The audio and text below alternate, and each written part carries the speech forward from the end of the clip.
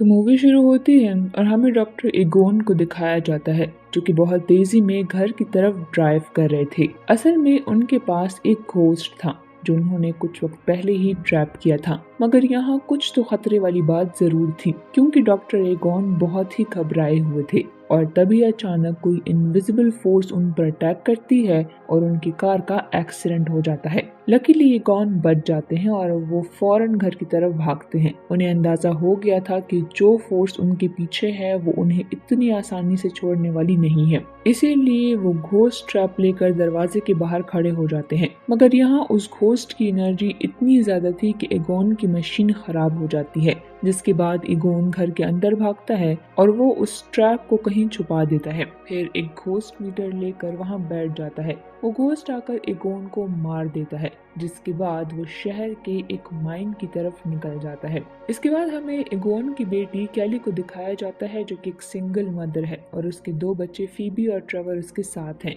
Recently कैली की financial condition कुछ ठीक नहीं है और वो काफी मुश्किल से गुजारा कर रही है।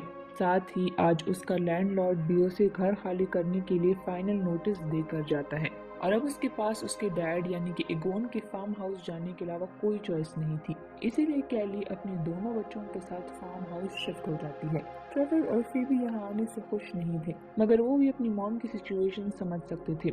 ये लोग जब घर में आते हैं तो ये समझ जाते हैं कि ये कोई नॉर्मल घर तो नहीं है। फीबी देखती है कि वॉल्स पर कुछ नंबर्स लिखे हुए हैं और उसे इगोन का साइकोमीटर भी दिखाई देता है। तभी अचानक जमीन हिलने लगती है जैसे कि अर्थक्वेक हो और वो तीनों टेबल के नीचे छुप जाते हैं और फिर सब नॉर्मल हो जाता है। थोड़ी देर के बाद वहाँ इगोन की लॉयर आती है जो उन्हें बताती है कि इगोन की तरफ से उनके लिए सिर्फ ये घर ही है, जिसे सुनकर कैली थोड़ा परेशान हो जाती है क्योंकि वो सोच रही थी कि शायद उसके फादर उसके लिए कुछ अमाउंट छोड़ कर गए होंगे जिससे वो अपने प्रॉब्लम सॉल्व कर पाएगी। अब ये समझ चुके थे कि इन्हें यहाँ काफी वक्त तक रहना पड़ेगा, एटलीस्ट जब तक इनकी फाइनेंशियल कंडीशन स्टेबल ना हो जाए। अब इसके बाद हम देखते हैं कि ट्रेवर एक जगह पार्ट टाइम जॉब के लिए जाता है और वहाँ वो झूठ बोलता है कि उसकी एज 17 है जबकि वो 15 का होता है। रात में जब फीबी सो रही होती है तो अचानक से साइकोमीटर अपने आप ऑन हो जाता है और चेस बोर्ड भी नीचे गिर जाता है। फीबी को ये सब अजीब तो लगता है मगर वो चेस बोर्ड उठाकर सभी पीसेस को वापस रख देती है। वहीं दूसरी तरफ ट्रेवर नेटवर्क ढूंढने के लिए जब घर से बाहर जाता है तो उसे घोस्ट बस्टर की गाड़ी मिलती है जिससे वो काफी फैसिनेट होता है। सुबह जब फीबी की आंख खुलती है तो वो देखती है कि किसी ने एक पीस मूव किया है, जिस पर फीबी भी बिना सोचे अपना मूव करती है। कैली ने दोनों ही बच्चों का एडमिशन भी कर दिया था और इनका स्कूल थोड़ा एक्स्ट्रा ऑर्डिनरी था क्योंकि यहाँ पर एक्स्ट्रा इंटेलिजेंट बच्चे पढ़ने आते हैं। यहाँ फीबी की मुलाकात एक लड़के पॉडकास्ट से होती है जिसे पैरानॉर्मल एक्टिविटीज में काफी इंटरेस्ट था। तभी अचानक दोबारा से अर्थक्वेक आता है, मगर फीबी नोटिस करती है कि यहाँ किसी को भी इस चीज से ज्यादा फर्क नहीं पड़ता, जैसे कि ये उनके लिए नॉर्मल हो। अब लंच ब्रेक में वो अपने टीचर डॉक्टर गैरी से मिलती है जो कि इन्हीं अर्थक्वेक पर एक स्टडी प्रिपेयर कर रहे थे। तब फीबी भी उसमें इंटरेस्ट शो करती है और गैरी समझ जाता है कि वो बहुत इंटेलिजेंट है। गैरी कहता है कि उसे समझ नहीं आती यहाँ इतने ज्यादा अर्थक्वेक क्यों आते हैं क्योंकि यहाँ की जमीन के नीचे कोई टेक्टोनिक प्लेट भी नहीं है जो कि इस प्रोसेस को जस्टिफाई कर सके। स्कूल खत्म होने के बाद पॉडकास्ट फीबी को उसके साथ एक न्यू जगह ले जाने का बोलता है और फिर वो उसे एक माइन ले जाता है। वो बताता है कि इस माइन का वर्क अचानक ही रुक गया था क्योंकि यहाँ के लोग एक एक करके गायब हो रहे थे। घर आने के बाद फीबी नोटिस करती है कि चेस के पीसेस अपने आप ही मूव कर रहे हैं। वो समझ जाती है कि आसपास जरूर कोई सोल है। साथ ही साइकोमीटर भी एक्टिव था, इसीलिए वो साइकोमीटर को फॉलो करने लगती है। तभी हॉल में पड़ा सोफा खुद ही मूव करता है जिसके नीचे उसे एक पजल मिलता है। उस पजल को सॉल्व करने पर वो देखती है कि वहाँ ब्लॉक के नीचे एक घोस्ट ट्रैप है। ये देखकर फीबी हैरान होती है। फिर वो उसे अगले दिन स्कूल लेके आती है जहाँ पर वो उसे गैरी को दिखाती है। गैरी उसे देखकर काफी एक्साइटेड हो जाता है। वो कहता है कि हमेशा से वो चाहता था कि वो एक घोस्ट बस्टर ट्रैप को देखे। तभी उसमें से कुछ फ्यूम्स निकलते हैं और गैरी समझ जाता है कि इसमें कोई घोस्ट है, जिसके बाद उसे ओपन करने के लिए ये उसे एक बस की बैटरी से कनेक्ट करते हैं और फिर पेडल की मदद से उसे ओपन करने की कोशिश करते हैं, मगर वो ओपन नहीं हो रहा था। तब गैरी उसके पास जाकर उसे टच करता है और तभी घोस्ट बस्टर ट्रैप ओपन हो जाता है और उसमें से एक घोस्ट निकलता है और सीधा माइन की तरफ निकल जाता है, जिसके बाद ये तीनों फीबी के घर की तरफ निकलते हैं, जहां पर पॉडकास्ट फीबी को बताता है कि उसके ग्रैंडफादर एक घोस्ट बस्टर थे और शायद उन्हें घोस्ट हंटिंग से रिलेटेड और भी चीजें यहाँ पर मिल सकती हैं। वहीं पर पॉडकास्ट को एक वेसल मिलती है जो कि घोस्ट भगाने के लिए थी और उसे वो अपने पास ही रख लेता है। इसके बाद इन्हें एक बुक भी मिलती है जिसमें कि उस मॉन्स्टर के बारे में भी लिखा था जो कि उन्होंने ट्रैप से आजाद किया है। उस घोस्ट का नाम जोएल है और वो गोजर नामी घोस्ट का गेट कीपर है। इसके अलावा गोजर का एक की मास्टर भी है जिसे विंस कहा जाता है और जब जोएल और विंस अपने मॉन्स्टर फॉर्म में आएंगे तो गोजर को अपनी पूरी पावर्स मिल जाएंगी और फिर वो जिंदा हो सकता है। वहीं दूसरी तरफ लकी और ट्रैवर अपने दोस्तों के साथ माइन घूमने जाते हैं, जहां लकी और ट्रैवर एक लिफ्ट के पास बैठकर बातें कर रहे थे। तभी वहां अचानक से एक तेज एनर्जी बाहर निकलती है और किसी को समझ नहीं आता कि आखिर वो क्या चीज थी। फीबी उस साइकोमीटर को फॉलो करते हुए अपने ग्रैंडफादर की लैब में पहुंच जाती है, जहां उसे घोस्ट बस्टर टीम की बहुत सारी चीजें दिखती हैं और तब उसे ये भी पता चलता है कि असल में ये साइकोमीटर उसके ग्रैंडफादर की सोल की वजह से ही ऑन हो रहा था और वो उसे इस लैब में लाना चाहते थे। फीबी को वहां पर ईगॉन की एक प्रोटॉन गन भी दिखाई देती है, मगर वो अभी तक कंप्लीट नहीं हुई थी। इसीलिए फीबी ईगॉन के इंस्ट्रक्शंस के अकॉर्डिंग काम करना शुरू करती है और फिर वो घोस्ट बस्टर टीम के बारे में भी काफी रिसर्च करती है और एक वीडियो से किसी का नंबर नोट करती है। अगली सुबह फीबी पॉडकास्ट के साथ प्रोटॉन गन को टेस्ट करने वाली थी और ये समझ आते हैं कि प्रोटॉन गन काफी डेंजरस है क्योंकि इनके सामने रखी हुई कार पूरी तरह से डिस्ट्रॉय हो चुकी थी। तभी इन्हें कुछ आवाजें सुनाई देती हैं जिसे फॉलो करते हुए ये फैक्ट्री पहुंच जाते हैं। तभी इन्हें वहां पर एक घोस्ट मंचर दिखाई देता है जो कि मेटल खा रहा था। पॉडकास्ट को लगता है कि उसके पास जो डेथ वेसल है उससे मंचर वहां से भाग जाएगा, लेकिन इससे मंचर बहुत गुस्सा हो जाता है। तब फीबी उस पर प्रोटॉन गन यूज करती है, मगर उसे अभी तक इसे ठीक से चलाना नहीं आता था, इसीलिए मंचर वहां से भाग जाता है।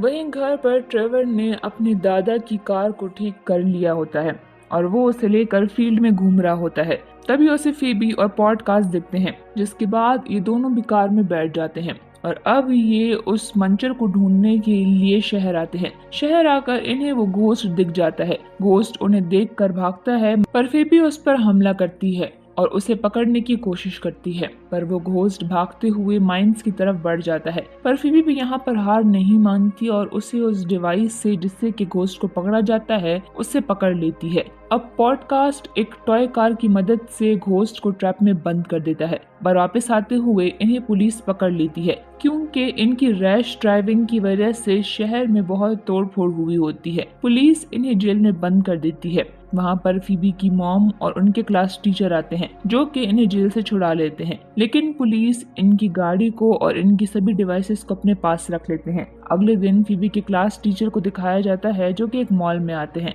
वहाँ पर छोटे छोटे बहुत सारे घोस्ट पूरे मॉल में तबाही मचा रहे होते हैं। यहाँ पर गैरी अपनी जान बचाने के लिए वहाँ से भागता है। तभी उनके सामने वही घोस्ट आ जाता है जो कि उन पर हमला करता है, पर वो किसी तरह से अपने कार में बैठ जाता है, लेकिन वो घोस्ट उसकी कार की तरफ आकर उस पर हमला कर देता है। वहीं फीबी, पॉडकास्ट, ट्रेवर और समर माइल्स की तरफ जा रहे होते हैं। माइल्स पहुंचने के बाद ये वहाँ की तलाशी लेना शुरू करते हैं और तभी इन्हें वहाँ पर एक ताबूत मिलता है जिसके अंदर एक आदमी बंद होता है और वो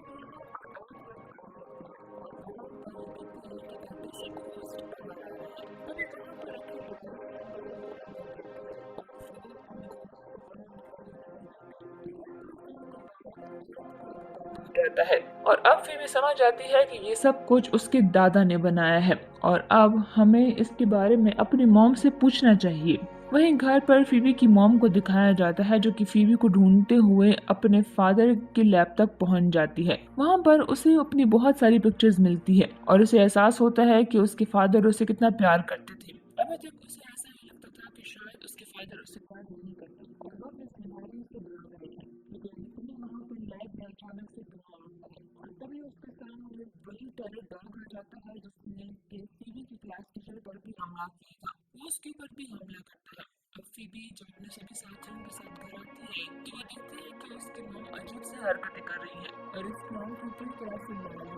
वो समझ जाती है कि उसकी मॉम की डेथ किसी घोस्ट ने अटैक किया है। वो अपनी मॉम को समझाने की कोशिश करती है मगर उसकी मॉम खिड़की से कूदकर माइंस की तरफ भाग जाती है। वहीं माइंस में दिखाया जाता है जहाँ फेबी के क्लास टीचर, जो कि अब पूरी तरह से उस घोस्ट के कंट्रोल में है, वो सभी घोस्ट को आजाद कर देते हैं। सभी घोस्ट पूरे शहर में फैल जाते हैं और फेबी जब घर से बाहर निकलती है तो वो देखती है कि वहाँ जमीन में बहुत सारी केबल्स हैं। वो समझ जाती है कि ये कोई फार्म नहीं है बल्कि ये एक ट्रैप है जिससे कि घोस्ट को पकड़ा जाता है। इसके बाद ये सब के सब घोस्ट बस्टर सूट पहनते हैं और पुलिस स्टेशन जाकर ये सभी घोस्ट पकड़ने की अपनी सभी डिवाइसेस को ले लेते हैं और फिर एक गाड़ी को चुराकर वहां से माइंस की तरफ पहुंच जाते हैं। माइंस पहुंचकर उन्हें पता चलता है कि गैरी और कैली के अंदर जो घोस्ट हैं वो असल में इन माइंस को प्रोटेक्ट करते हैं। और अब यहाँ पर सभी घोस्ट की लीडर गॉथन आती है। फीबी उसका ध्यान भटकाने की कोशिश करती है। तभी उसका दोस्त पॉडकास्ट उस डिवाइस को जिससे कि घोस्ट को ट्रैप किया जाता है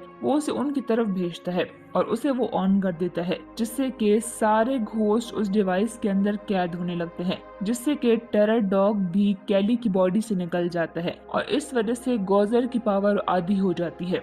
फीबी अपनी मॉम को लेकर यहाँ से निकल जाती है पर गोजर भी अब उनका पीछा कर रही थी क्योंकि उसकी आधी बॉडी उसी डिवाइस में थी जिसके अंदर घोस्ट को कैद किया था। कार में कैली बहुत ही हैरान होती है कि ये सब कुछ क्या हो रहा है, तो फीबी उसे अपने ग्रैंडफादर की सारी सच्चाई बताती है कि वो घोस्ट पकड़ने का काम करते थे। अब ये सभी फार्म में पहुंच जाते हैं। गोजर भी इनका पीछा करते हुए फार्म तक पहुंच जाती है और ये सब के सब एक एक करके उसे पकड़ने के शिकायत करने की कोशिश करते हैं पर ये सब के सब नाकामयाब रहते हैं। गोजर डिवाइस को खोल देती है जिससे कि उसके सभी घोस्ट यहाँ आजाद हो जाते हैं और वो फीबी और उसके सभी साथियों पर हमला करने लगते हैं। पर तभी यहाँ पर फीबी के भाई ट्रेवर के दोस्त आ जाते हैं जो कि उसे रोकने की कोशिश करते हैं पर यहाँ पर गोजर बहुत ही ज्यादा पावरफुल होती है और उसके सामने कोई भी टिक नहीं पाता और इसीलिए फीबी अपने ग्रैंडफादर की गन को यूज करती है।